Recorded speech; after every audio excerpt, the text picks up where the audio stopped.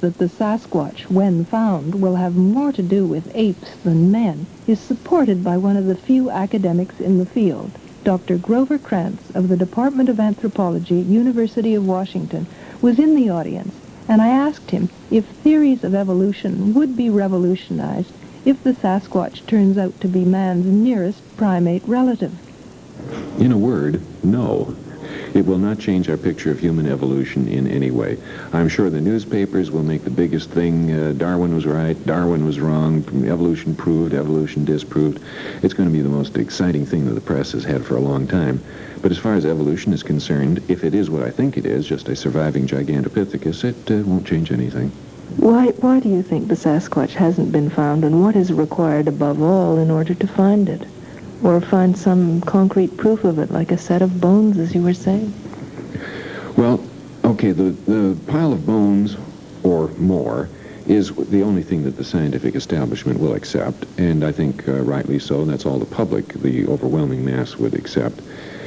Now, the reason why it hasn't been found is quite simply the same reason why any other large, rare animal is not found. People just don't find skeletons of these animals when they die a natural death.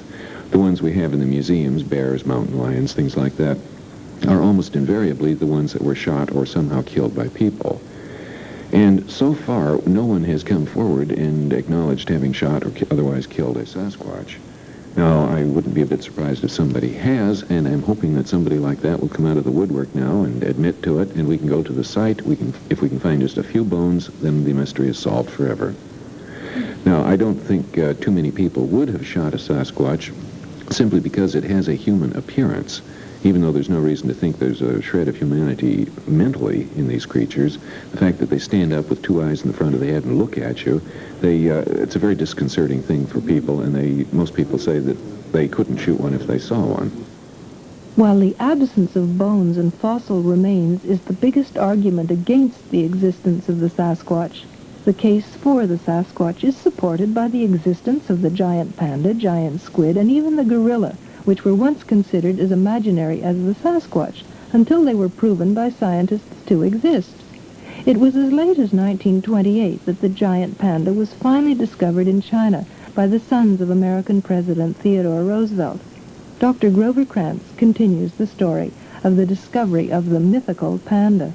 That was in southwest China, and for some 20, 30 years or more, it was well known to certain Europeans, that is, they knew the animal was there, but they couldn't produce any proof of it. And it wasn't even in particularly remote areas. There were cities nearby and towns, and the Chinese knew about them. Some of them had seen it, most hadn't. And some Europeans had seen it, yes. And when they were finally brought in, captured, it was quite a bit of a sensation. It was the end of something in excess of a 20-year search. And it turned out that the pandas were not making any effort whatsoever to avoid people. They just climbed their bamboo trees and sit up there still and watch the people go by. Now, the gorilla was a little bit more exciting. This is not the mountain gorilla, but the lowland gorilla. That was first reported to Europeans approximately the year 1600 A.D.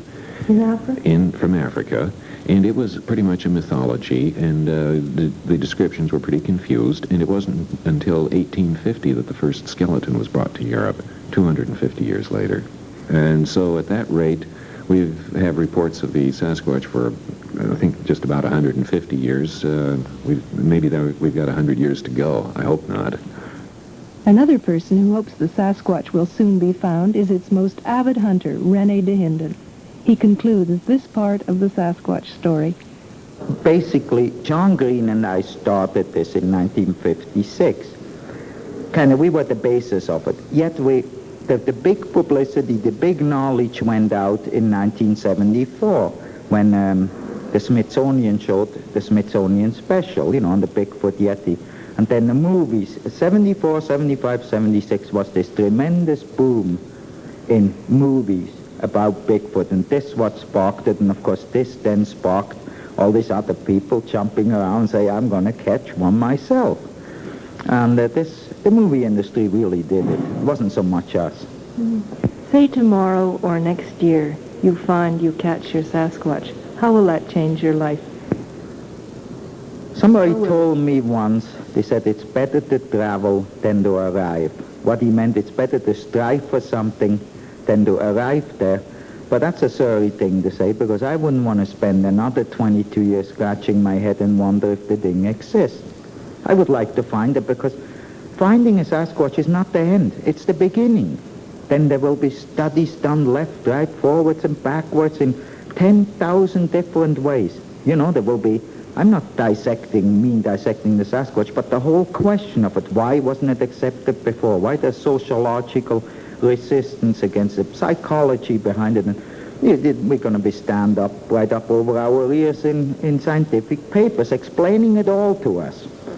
And in the meantime, ignoring other mysteries, of course, until they are also proven.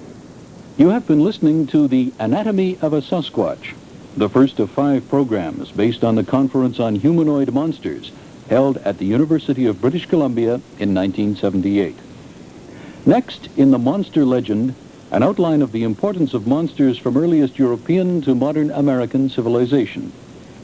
This series on the Sasquatch was narrated and produced by Susan Lumsden with the assistance of Elizabeth James. Technical direction was by Michel Depassier in Montreal for Radio Canada International.